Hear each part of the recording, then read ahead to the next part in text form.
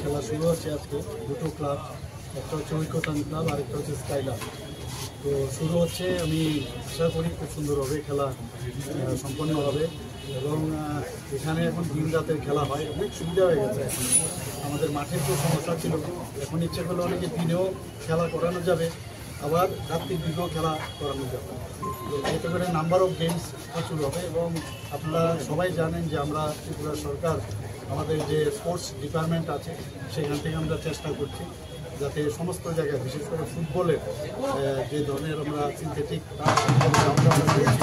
সারা ত্রিপুরাতে থেকে 8টার মতো হয়ে গেছে, আরও অনেক জায়গার মধ্যে আরও এই ধরনের সিনথেটিক ফুটবলটা গ্রাউন্ড হবে। এতে করে অনেক সুবিধা হয়, খেলাধুলার সুবিধা হয় এবং ইন্টারন্যাশনালি এখন বা ন্যাশনালি বহু জায়গায় খেলতে গেলে আগে তো এগুলো ছিল না, এখন ফ্লাড লাইট হয়ে গেছে, রাত্রিবেলাও কীভাবে খেলতে হয় এগুলোও কিন্তু এখন যারা প্লেয়ার আছে ওরা কিন্তু করতে পারছে, বুঝতে পারছে, প্র্যাকটিসও করতে পারছে। এর জন্য একবার আমরা সমস্ত ন্যাশনাল এবং ইন্টারন্যাশনাল লেভেলে এখন খেলা হচ্ছে। আমাদের ত্রিপুরার বিশেষ করে যারা জনজাতি সম্প্রদায়ের যারা আছে,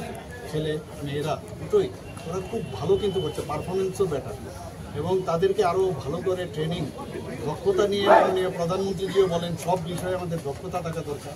এবং সেই দক্ষতার ট্রেনিং সব বিষয়ে সেই খেলাধুলার জন্য এটা প্রযুক্ত।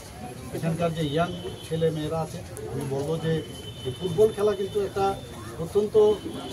আমাদের কাছে উত্তেজনাপূর্বক একটা খেলা এবং আমরা খুব আনন্দ লাভ করি এবং খেলাধুলার মাধ্যমে আমাদের মধ্যে যে মানসিক এবং শারীরিক যে ডেভেলপমেন্ট হয় সেটা এই বয়সে যদি থাকে এবং বেশি পরিমাণে ছেলে মেয়েরা যদি এই খেলাধুলার সাথে যুক্ত হয়, ফুটবলে যদি যুক্ত হয়, তাহলে একটা ডিসিপ্লিন কীভাবে থাকতে হয় খেলাধুলার সাথে থেকে, মানে বাস্তব জীবনেও যখন কীভাবে ডিসিপ্লিন থাকতে হয় সেটা কিন্তু ওরা শিখবে। এবং যে আমাদের সবাই জানেন যে আমরা বারবার বলছি যে ত্রিপুরাতে কোনো অবস্থায় আমরা মানে